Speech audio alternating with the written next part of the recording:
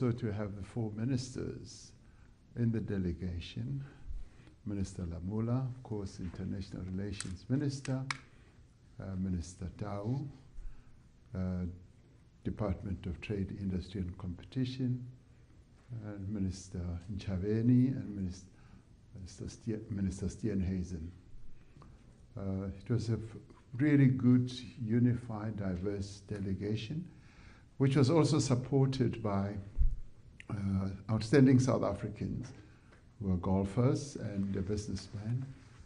Mr. Johan Rupert was there, as well as Eniels and Retief Goosen and President Trump, knowing them and having various relationships with them, regards them as great South Africans who he had also wanted to see and to have to participate in this, if you like, bilateral. So in the end, we had a really good bilateral, although a number of issues came up, which you will all have observed. And we were able to have a robust engagement with Mr. Trump in your presence. And it was also good to have a number of members of the delegation to field a number of either questions or make comments. So that, in my view, was really good, and also to respond to some of your South African questions. Following that engagement, which you all witnessed, we retired to what I think they call the cabinet room for lunch. And we had a rather pleasant lunch. It was quite delicious, and 3-course meal, and we were able then to have really good in-depth exchanges with President Trump and his other officials. The discussions revolved, of course, around golf, but they also revolved around issues of trade and investment. And we were able to, in discussing all that, one, to confirm that there will continue to be engagement between South Africa and the United States officials, particularly the trade and industry level, to deal with the package of issues that we had tabled that have to do with trade and investment. And if you like, Minister Tau will be able to outline some of those that are now being given serious consideration by the United States. So I was rather pleased that there's a firm agreement and undertaking that we are going to continue engaging. So there's no disengagement.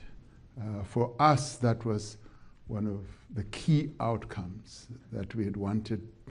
Our objective in coming here was to reset relations between the two countries and to reposition our relations, which had become contaminated by some of the issues that had been raised during the engagement, or what many people thought was also contaminating relations, for instance, the ICJ case and Ukraine, Russia, and all that. And it turned out that, yes, President Trump's concern is about the safety of people in South Africa, much as he zeroed it down to, say, white farmers. We kept saying there is a security problem, and we're not running away from that. There's criminality, and we even sought to deal with it from its genesis, that in the end, when the economy is not growing, when there's poverty, when there's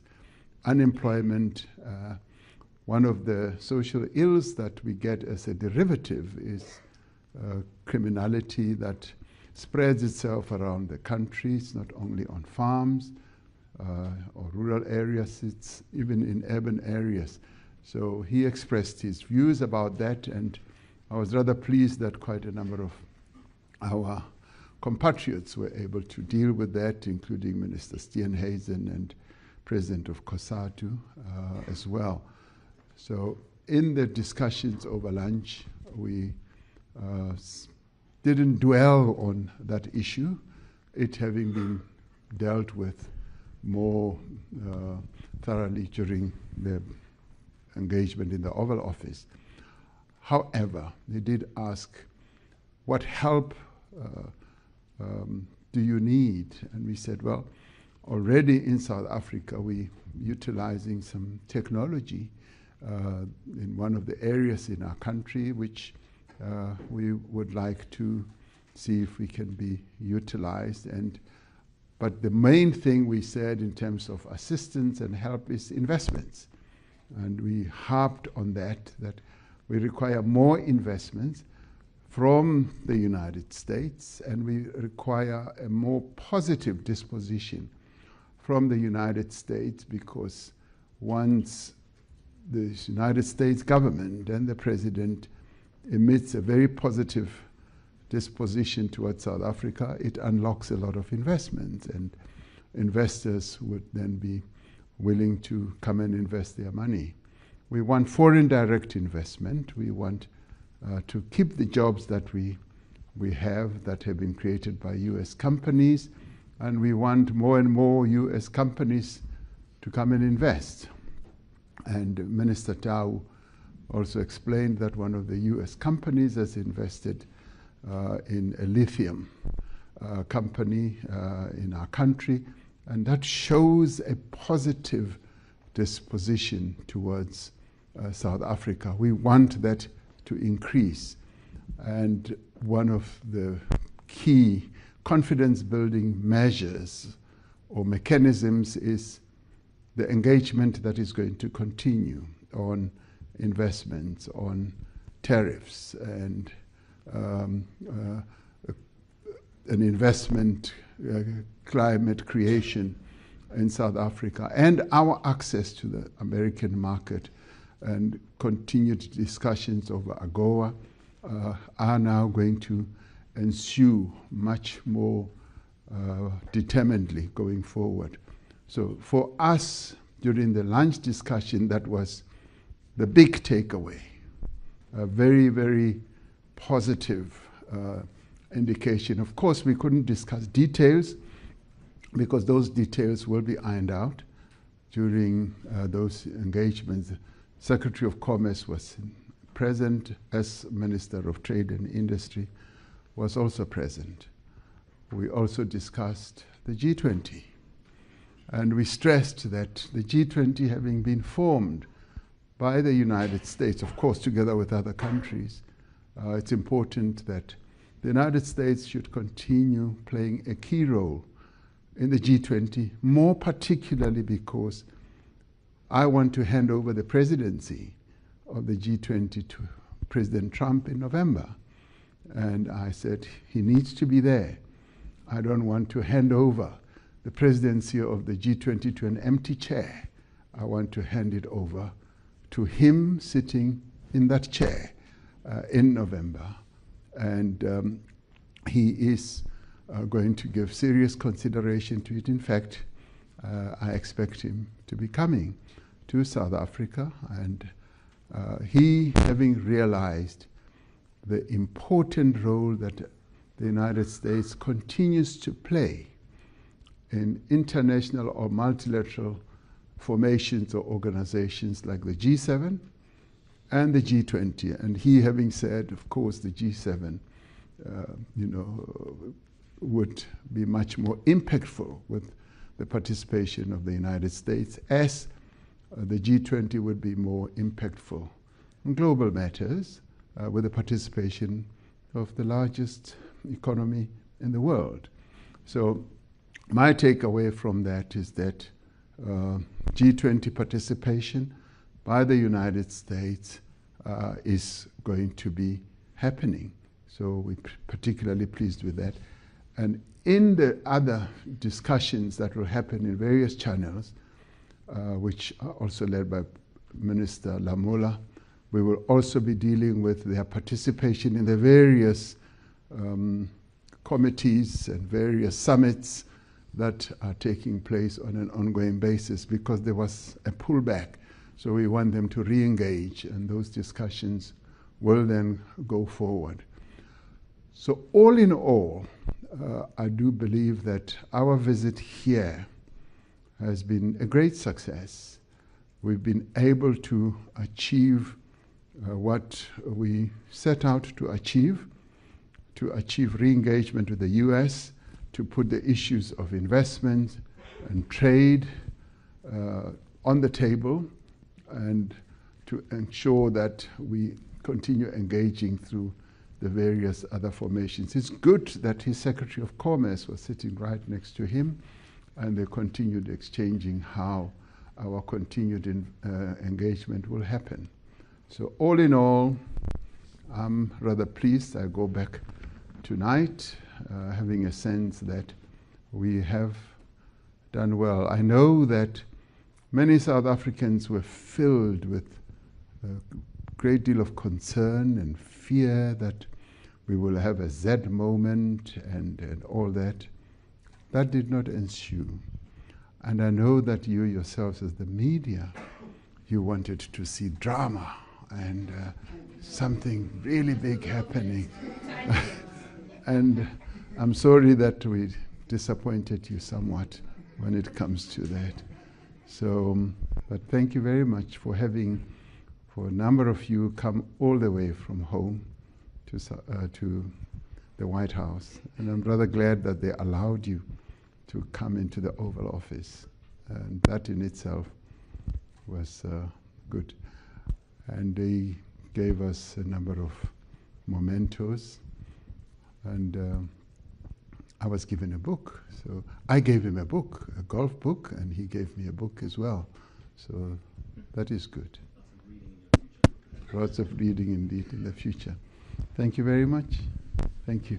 Thank you very much, Mr. President. We'll now take questions in a typical South African orderly format, as we always do, starting with Sherwin, Bryce, please. Where's Grace? Grace, you promised me a book. I know these people are going to ask lots of questions. Thank you, Grace. But I'm not going to take all the questions. I'll pose them to you and you can indicate as you choose. And some of my colleagues, including Adrian, who's here, and Losi and the ministers will. But we're not staying here for long, are we? No, we're not. I've got a plane to catch. Yes, sir. Thank you. Yes, sir. We'll Probably keep this take brief. one question then. Thank you. Mr. President, thank you very much. I don't know what constitutes drama in your book, but that was very dramatic for me and for everybody else in the room. That was a dramatic Oval Office meeting, so I'm going to push back on that. In addition to that, can you clarify if there was any discussion around the African Growth and Opportunity Act? There's a lot of discussion about South Africa arriving here with a different option in their back pocket were that framework not to be renewed in September. And of course, it's critical to the trade relationship between South Africa. Did you get clarity? Did you ask about that? And did you discuss some of the geopolitical concerns? There seems to be a narrowing of the divisions that have framed the relationship on Gaza, that have framed the relationship on Ukraine. Was that part of the discussion? Are you going to work collaboratively moving forward in terms of arresting those two pressing issues? Thank you. Thank you, Sherwin. I'm going to take John.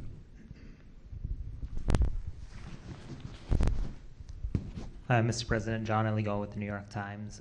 Just two things. One, you mentioned that the U.S. president can be a great signal for investor confidence in South Africa. Obviously, what we just saw in there was not sort of a signal of investor confidence, what we saw from Trump in the public sphere.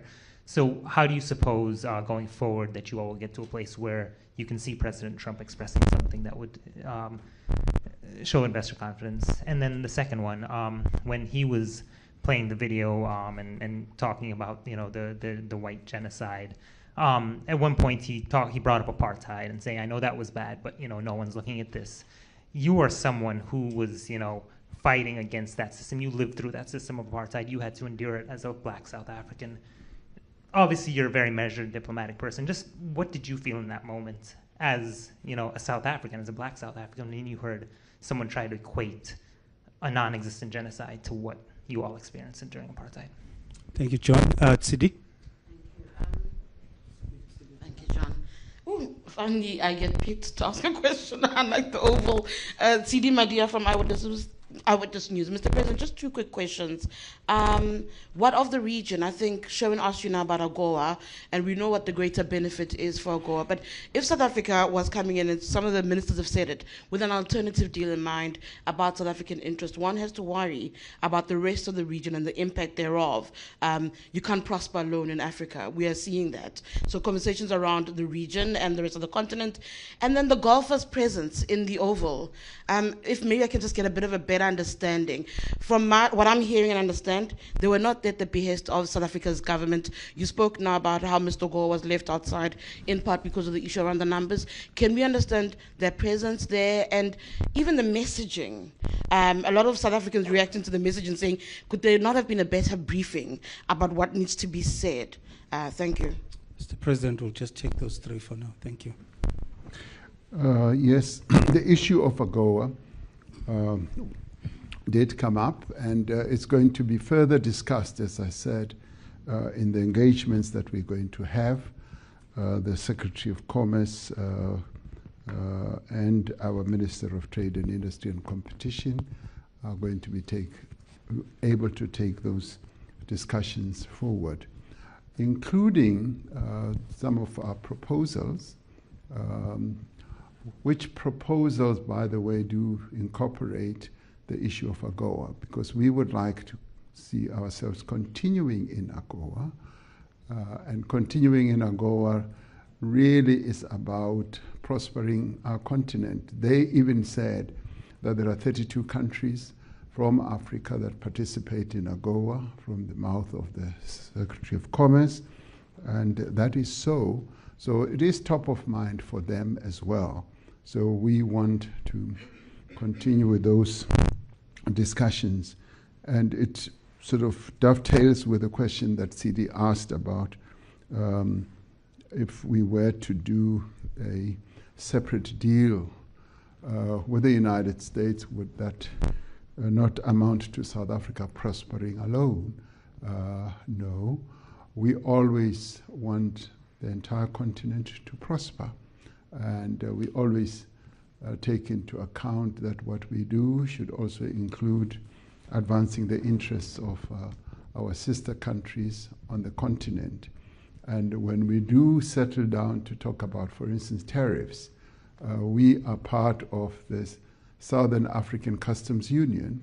So we will be talking about tariffs in that broader context, which means that we will not be looking at ourselves alone. We'll be looking at the interests of our sister countries in the sub-region, if you like, which is SACU, but we will also be looking after the interests and advancing arguments to prosper the interests of our sister countries on the continent.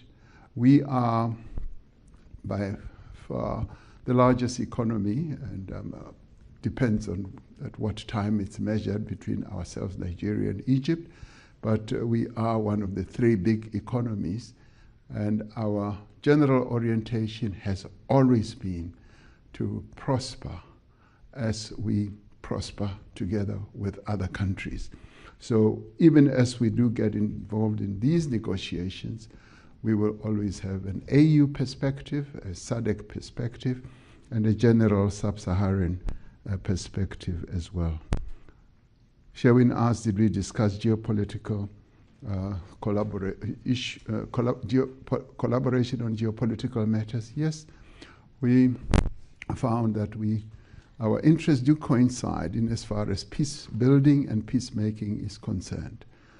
And we did compliment President Trump in being very forward in advocating for peace in our region between Rwanda and the DRC, and also Russia and Ukraine.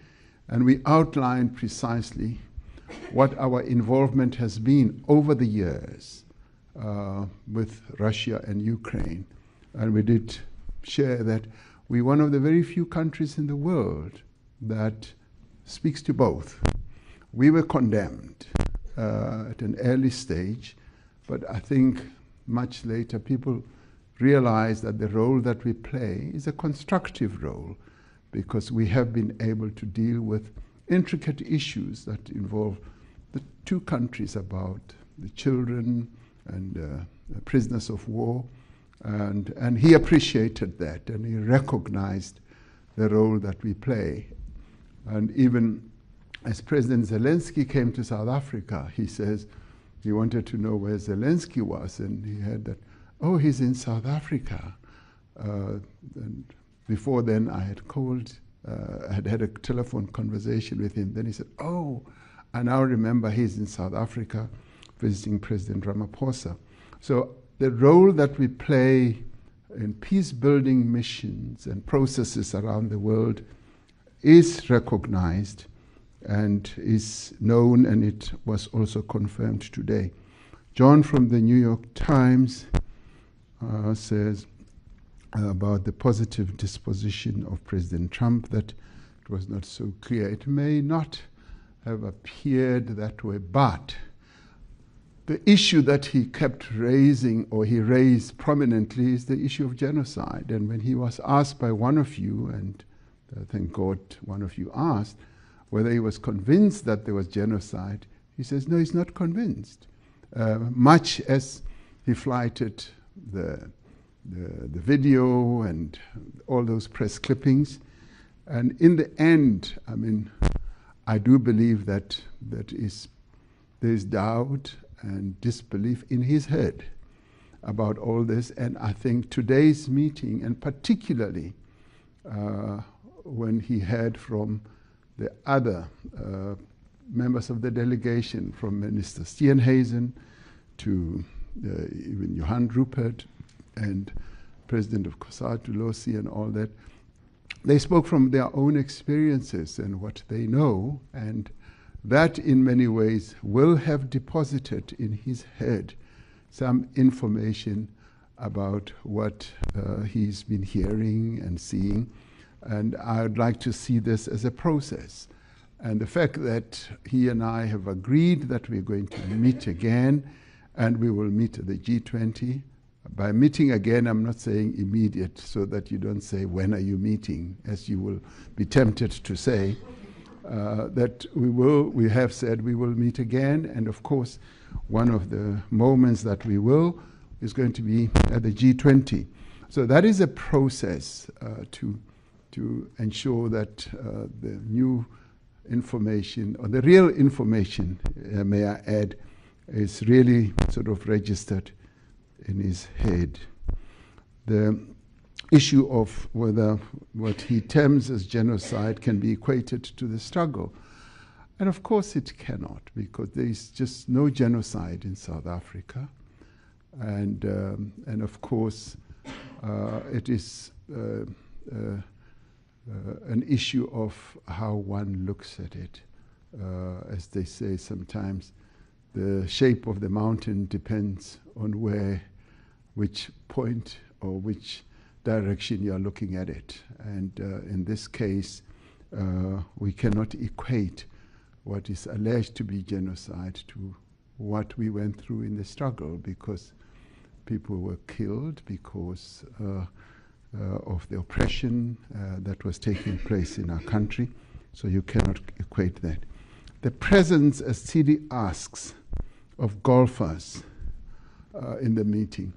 As I think I said, right at the beginning of my input, I said, when I spoke to him, we agreed that we should meet, and he said, bring along with you Gary Player, Annie Els, and Retief Goosen, because he loves them. He's a golfer, he's an avid golfer, and he speaks about golf quite a lot, and he respects the South African icons. And he even asked, what is it about South Africa that produces such great golfers?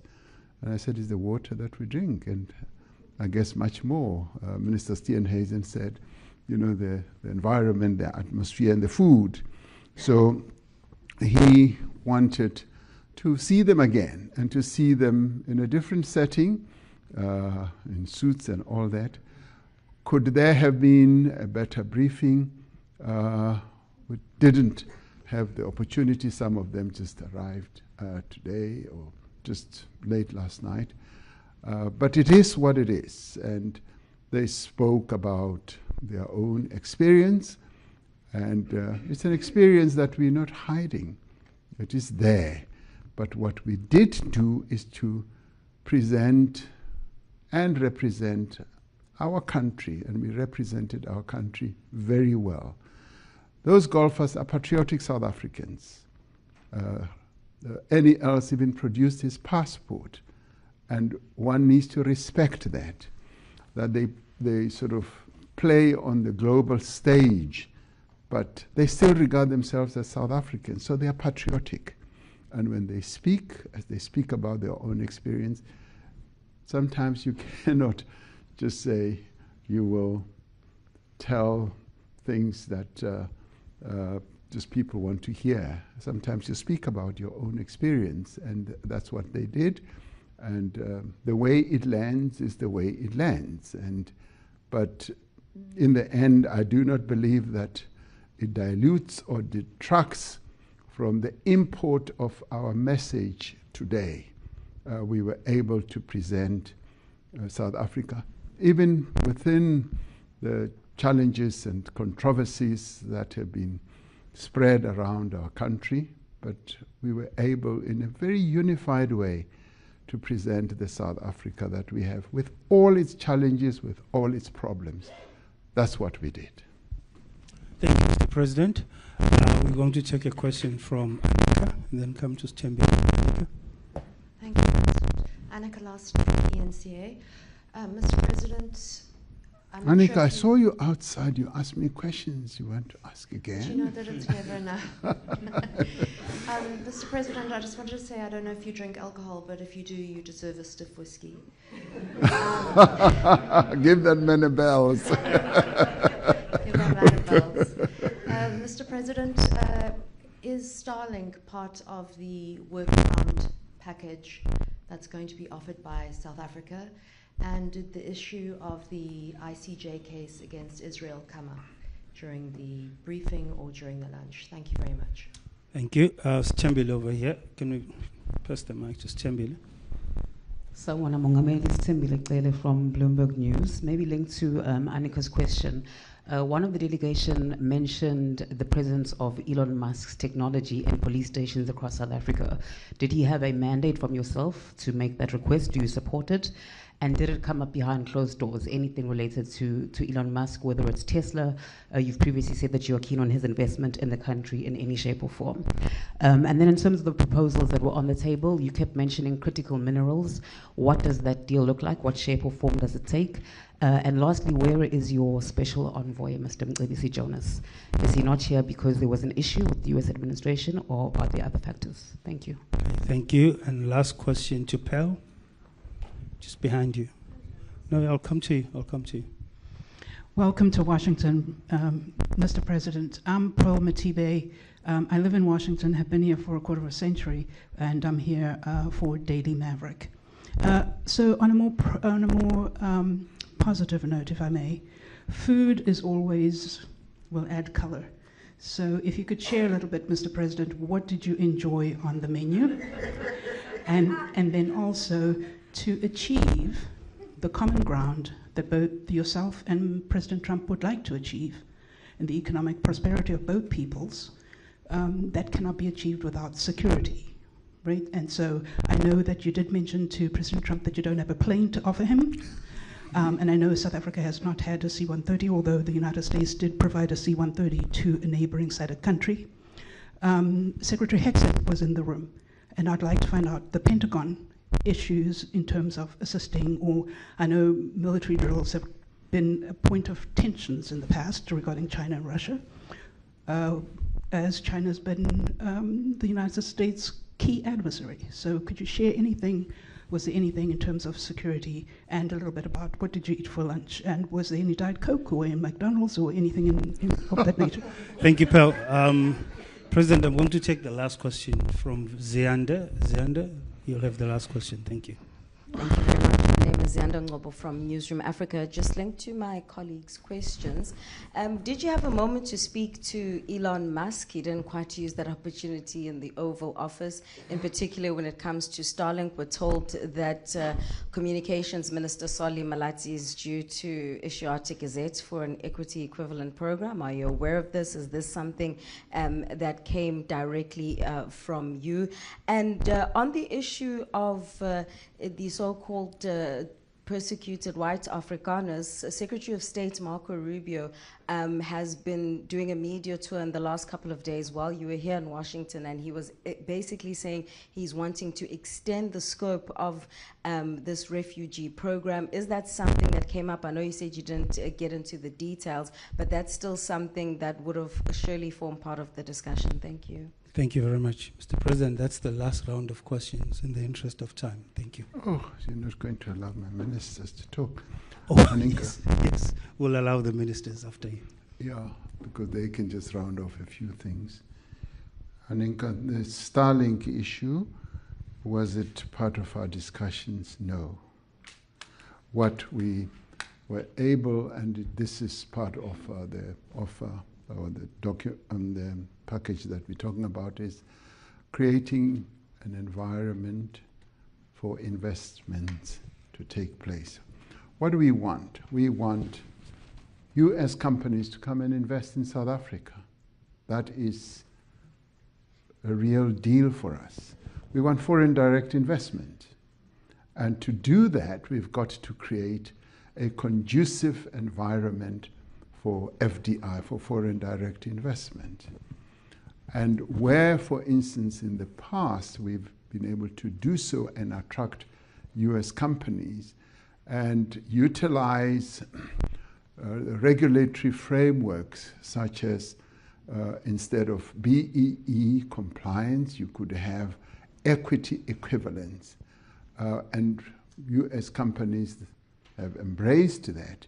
That shows that they are willing to go along with our regulatory framework, which we have crafted to attract investors to South Africa.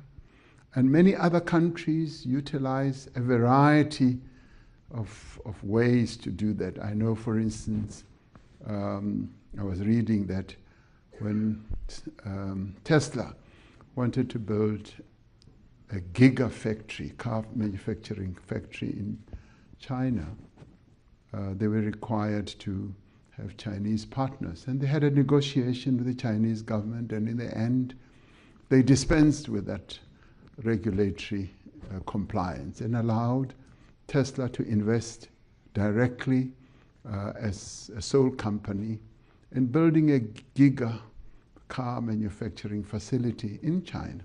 So what did the Chinese do? They crafted their own regulatory framework, and they were able to come up with a creative way of enabling an investment to take place. Because one, they wanted to bring in an investor, two, create jobs in China and all that. So similarly with us, there's nothing wrong with South Africa to have in the past crafted an equity equivalence provision that has allowed many companies, Amazon, Microsoft, Google, you name them, they have utilized that same type of dispensation.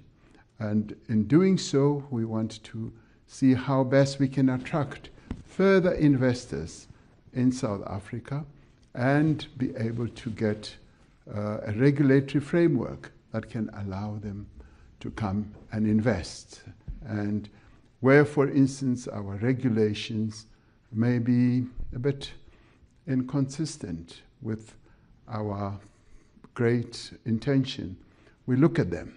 And somebody asked a question about Minister of Communications. Yeah, that's you, yes. He's going to be able, in analyzing the regulations of the Communications Act, to see how best we will be able to make them consistent with what we have done in other sectors. And that falls within the realm of creating that conducive environment for us to attract investors to come into South Africa without violating our own rules and regulations, our laws, but it's part of the regulatory reform that we can say we are looking at, because our key objective is to attract investors, to make sure that we are an investable country where companies from outside South Africa can come and invest. Annika asked whether the ICJ issue came up during the lunch talk. No, it didn't come up. And we got an impression that President Trump's approach to the ICJ is that, let the process unfold, but at the same time to focus on peace building in the Middle East, precisely what we complimented him on. We said, we compliment you for the efforts that you're making to build peace, because we as South Africa also want to be part of that process.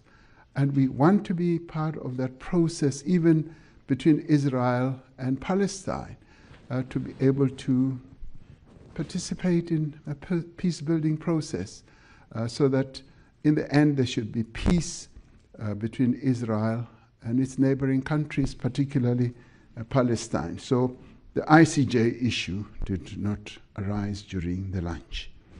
Stembile asks about you wanted to ask about Tesla and the EVs. Elon Musk was part of the lunch, and we didn't really, focus on the discussions in relation to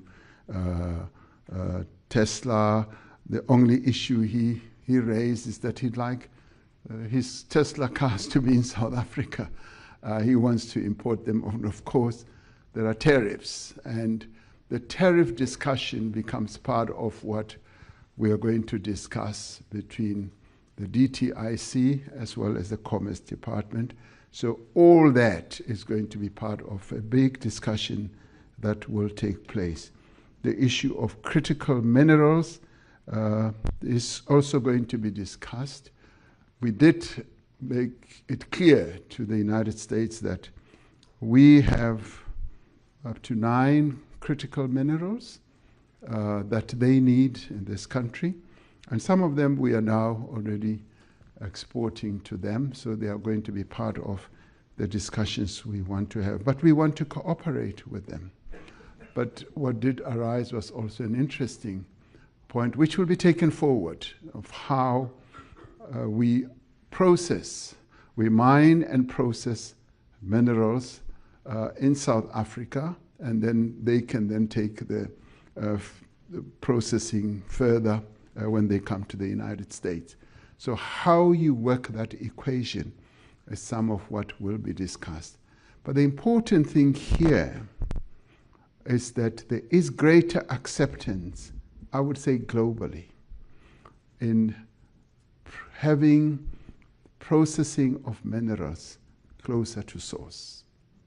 That is being accepted more and more. We call it beneficiation, and we started pushing this idea some 3, 4, 5 years ago, and it's gaining traction.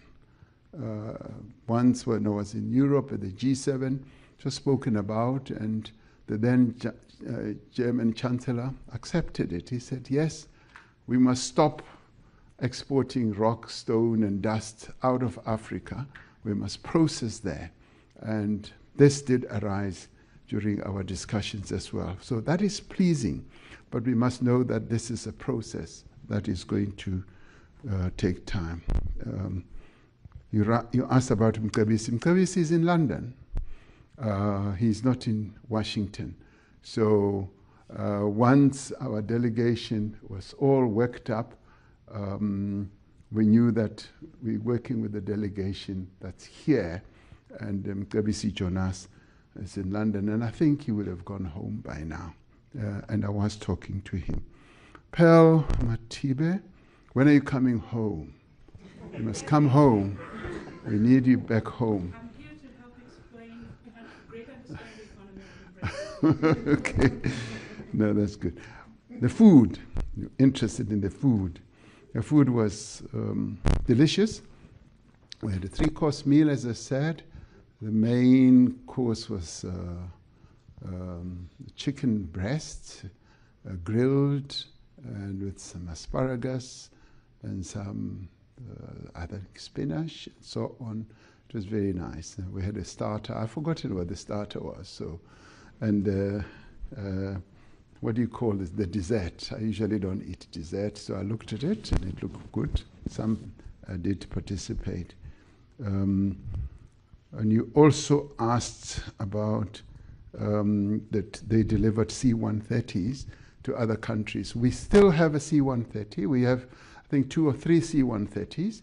One is serviceable and the others are being repaired. They're magnificent planes and they've served us very well for the longest of time. So we do have a carrier, which is a C-130. Did we have any discussions regarding the Pentagon? No. Although the Secretary of Defense was there, the discussions never veered towards issues of security. In that sense, it was more security for criminality activities that we need to really up our game. And it's good sometimes to share thoughts and views with various other leaders. We've done the same thing with the Chinese, with the Europeans, and they would like to see us doing much more. Zianda asked about Starlink. I answered Rubio, Secretary Rubio. I saw him for a while answering questions in, I don't know whether the Senate or whatever, and he was talking about extending the scope. And in the end, I mean, today's engagement will hopefully, when he gets the report, will be able to hear exactly what our perspective is. So I'm not that overly concerned, but I'm hoping that his engagement with Minister Lamola, following what we experienced or went through today, will be much more constructive. And we want to have a much more constructive conversation also with Secretary Rubio, as we, I think, have had with the other secretaries today. So thank you. Thank you very much, Mr. President. Can I go home now? Yes, please, Mr. President. What I would like to do, as the President takes leave of us, I would like to invite Minister Tau to come forward and give a little bit of color on the trade aspects of the discussions. Over to you, Minister.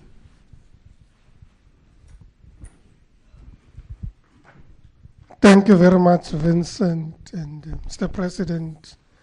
Colleagues, ladies and gentlemen, I'm not sure about the color. I'm not sure I'm renowned for any color at all, to admit.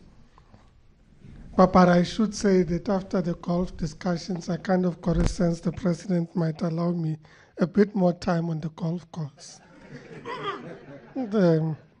So that when we come back to the US, we're on par, pun intended. We have submitted a proposal to the United States with regards to a framework agreement, focusing in particular on issues related to trade and investment. Minister Steenhuisen and I, together with our teams, met with the US trade representative on Monday.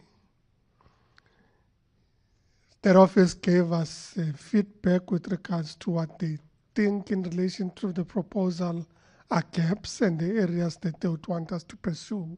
And I'll get back to some of the issues that we had raised.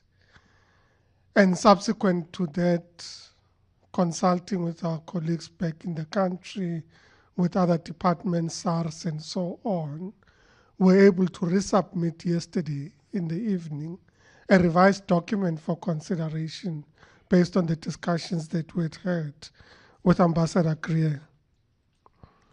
In terms of the proposal itself, it is about an agreement on trade and investment, and it has a number of components. The first focuses in particular on trade and investments, areas in which we think there's opportunity to increase trade between ourselves. We indicated, given our impending shortage on gas or the gas cliff, appetite to procure LNG from the US, which was both in our discussions with the ambassador, but also in our discussions at the White House, positively received. And it's one of the areas that we would be following up on. We also spoke about, in our trade and investment proposal, and I'm not going through the detail, but just components. So we dealt with trade and investment issues.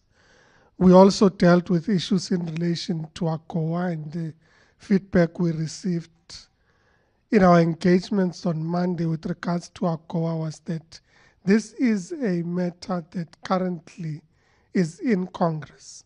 So it would be important for us to follow up in Congress with regards to the reauthorization of AGOA. I should say that having met with the trade ministers in Africa at the recent Africa Continental Free Trade Area Council of Ministers, we've agreed to develop a collective approach with regards to AGOA, and the US has also indicated that they would be convening a US-Africa forum at which we intend to present in detail our proposition on AGOA. But as South Africa, we have it in our document that the reauthorization of AGOA is important. The other chapter that we had, or section that we had rather, related to the Southern Africa